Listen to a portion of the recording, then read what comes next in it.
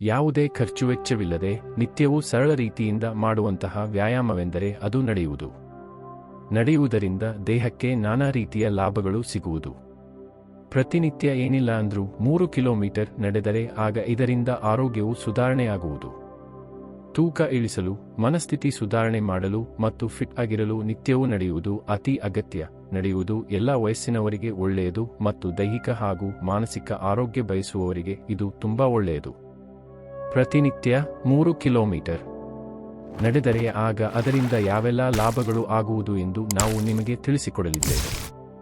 Walking ಮಾಡುವುದರ ಪ್ರಯೋಜನಗಳು, ನಡಿಗೆಯ ಆರೋಗ್ಯ ಪ್ರಯೋಜನಗಳು, ದಿನ ಎಷ್ಟು ಸಮಯ ನಡೆಯಬೇಕು, ದಿನಕ್ಕೆ ಎಷ್ಟು ಕಿಲೋಮೀಟರ್ ನಡೆಯಬೇಕು, ಪ್ರತಿನಿತ್ಯ 3 ಕಿಲೋಮೀಟರ್ ನಡೆದರೆ ಆಗ ಸಿಗುವ ಆರೋಗ್ಯ ಲಾಭಗಳು, ತೂಕ ನಿರ್ವಹಣೆ ಮಾಡುವ ಜತೆಗೆ ಹೃದಯರಕ್ತನಾಳದ ಆರೋಗ್ಯದ ತನಕ ಪ್ರತಿಯೊಂದಕ್ಕೂ ನಡೆಯುವುದು ಸಹಕಾರಿ. ಪ್ರತಿನಿತ್ಯ ನಡೆಯುವುದರಿಂದ ಸಿಗುವ ಆರೋಗ್ಯ ಲಾಭಗಳು. ತೂಕ ನಿರ್ವಹಣೆ. ನಿತ್ಯವೂ ನಡೆಯುವುದರಿಂದ ಕ್ಯಾಲೋರಿ ದಹಿಸಲು ಸಹಕಾರಿ. ಇದರಿಂದ ತೂಕ ಕಡಿಮೆ ಮಾಡಬಹುದು ಮತ್ತು ಆರೋಗ್ಯ ಕಾಪಾಡಿಕೊಳ್ಳಬಹುದು. ನಿಯಮಿತವಾಗಿ ನಡೆದರೆ ಆಗ ಇದರಿಂದ ಚಯಾಪಚಯ ವೃದ್ಧಿ ಆಗುವುದು ಮತ್ತು ಇತರ ಯಾವುದೇ ಹೆಚ್ಚುವರಿ ಪಥ್ಯವಿಲ್ಲದೆ ದೇಹದ ತೂಕವನ್ನು ನಿರ್ವಹಿಸಲು ಸಹಕಾರಿಯಾಗಿದೆ. ಹೃದಯರಕ್ತನಾಳದ ಆರೋಗ್ಯ ಸುಧಾರಣೆ. ನಿತ್ಯವೂ ನಡೆದರೆ ಆಗ ಇದರಿಂದ ಹೃದಯವು ಬಲವಾಗುವುದು ಮತ್ತು ರಕ್ತ ಸಂಚಾರವು ಸುಧಾರಣೆಯಾಗಿ ರಕ್ತದೊತ್ತಡ ಕಡಿಮೆಯಾಗುವುದು. ನಿತ್ಯವೂ ನಡೆದರೆ ಆಗ ಹೃದಯದ ಕಾಯಿಲೆ, ಪಾರ್ಶ್ವವಾಯು ಮತ್ತು ಇತರ ಹೃದಯ ಸಂಬಂಧಿ ಕಾಯಿಲೆಗಳ ಅಪಾಯವು ತಗ್ಗುವುದು. ಮಾನಸಿಕ ಆರೋಗ್ಯ ವರ್ಧಿಸುವುದು. ನಡೆಯುವುದರಿಂದ ಒತ್ತಡ, ಆತಂಕ ಮತ್ತು ಖಿನ್ನತೆಯ ಲಕ್ಷಣಗಳು ಕಡಿಮೆಯಾಗುವುದು. ನಡೆಯುವುದರಿಂದ ಲಯ ಮತ್ತು ಕಾಲಿನ ಚಲನೆಯು ನಿಯಂತ್ರಣದಲ್ಲಿ ಇರುವುದು. ಅದೇ ರೀತಿಯಲ್ಲಿ ತಾಜಾ ಗಾಳಿ ಮತ್ತು ಪ್ರಕೃತಿಯಿಂದ ಮನಸ್ಥಿತಿ ಸುಧಾರಣೆಯಾಗುವುದು ಹಾಗೂ ಮಾನಸಿಕ ಶಾಂತಿಯೂ ಸಿಗುವುದು. ಸ್ನಾಯು ಮತ್ತು ಮೂಳೆಗಳ ಬಲಗೊಳ್ಳುವುದು. ನಿತ್ಯವೂ ಸುಮಾರು 3 ಕಿಲೋಮೀಟರ್ ನಡೆದರೆ ಆಗ ಇದರಿಂದ ಮೂಳೆಗಳು ಹಾಗೂ ಸ್ನಾಯುಗಳು ಬಲಗೊಳ್ಳುವುದು. ಮೂಳೆ ಸಾಂದ್ರತೆಯನ್ನು ಹೆಚ್ಚು ಮಾಡಿ ಸಂಧಿವಾತದಂತಹ ಸಮಸ್ಯೆಗಳು ಬರದೇ ಇರುವಂತೆ ಕಾಪಾಡುವುದು. ಜೀರ್ಣಕ್ರಿಯೆ ಸುಧಾರಣೆ.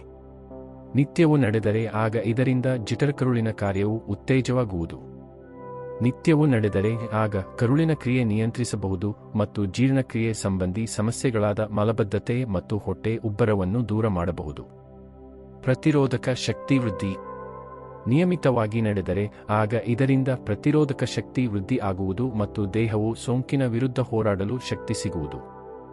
ಇದರಿಂದ ಸಾಮಾನ್ಯ ಆರೋಗ್ಯ ಸಮಸ್ಯೆಗಳನ್ನು ದೂರವಿಡಬಹುದು. ಯಾವ ವೇಗದಲ್ಲಿ ನಡೆದರೆ ಒಳ್ಳೆಯದು? ಒಂದು ವೇಗದಲ್ಲಿ ನಡೆದರೆ ಆಗ ಇದರಿಂದ ದೇಹದ ಎಲ್ಲ ಅಂಗಾಂಗಗಳು ಉತ್ತೇಜಿತವಾಗಿ ಒಳ್ಳೆಯ ಫಲಿತಾಂಶ ಸಿಗುವುದು. ಹೃದಯ ಬಡಿತ ಮತ್ತು ಉಸಿರಾಟವನ್ನು ಹೆಚ್ಚಿಸಲು ವೇಗವಾಗಿ ನಡೆಯಬೇಕು. ಆದರೆ ನಿಮ್ಮ ಎದೆ ಬಡಿತವು ತುಂಬಾ ಅತಿಯಾಗಿ ಬಡಿಯುವಂತೆ ನೀವು ನಡೆಯಬಾರದು. ಇದರಿಂದ ಸಮಸ್ಯೆಯಾಗಬಹುದು. ಗಂಟೆಗೆ 2-3 ಕಿಲೋಮೀಟರ್ ನಡೆದರೆ ಒಳ್ಳೆಯದು.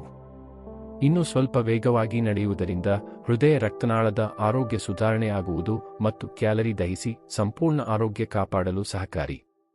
ಆರಂಭದಲ್ಲಿ ನಿಧಾನವಾಗಿ ಆರಂಭಿಸಿ ಮತ್ತು ಇದರ ಬಳಿಕ ವೇಗವನ್ನು ಹೆಚ್ಚಿಸಿಕೊಂಡು ಹೋಗಿ.